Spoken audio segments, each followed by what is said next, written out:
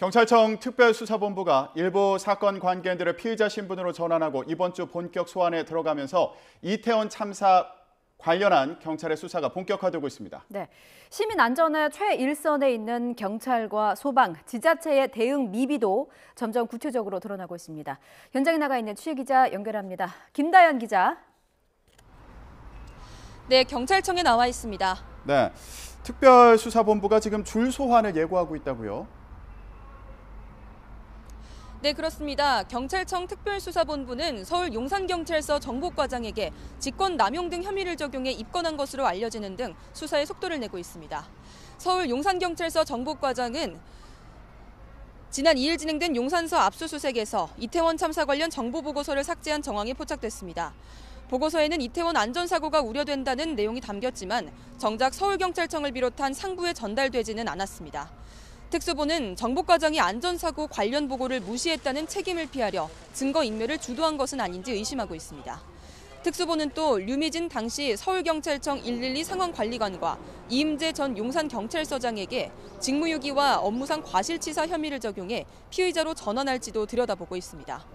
특수본 관계자는 혐의점이 드러난 사건 관계자들이 줄줄이 입건될 거라며 피의자로 전환된 사건 관계인이 더 있을 수 있다는 점을 시사했습니다. 압수물 분석도 대부분 마쳐 경찰과 소방, 지자체 관계자들에 대한 본격적인 소환 조사도 예고했습니다. 특수본은 사고 원인 조사에도 주력하고 있습니다. 오늘 오후 국립과학수사연구원과 함께 3D 시뮬레이션을 통해 당시 상황을 재구성하기 위한 추가 현장 감식을 진행할 예정입니다. 또 인파를 처음 밀친 당사자로 지목된 시민들에게 사실관계 확인을 위한 출석을 요청한 걸로도 전해졌습니다. 예, 경찰뿐만 아니라 소방당국과 용산구도 안일하게 대처했던 정황이 속속 드러나고 있는 거죠? 네, 먼저 관할 지방자치단체인 용산구청과 서울시의 늑장 대처 논란이 도마에 올랐습니다.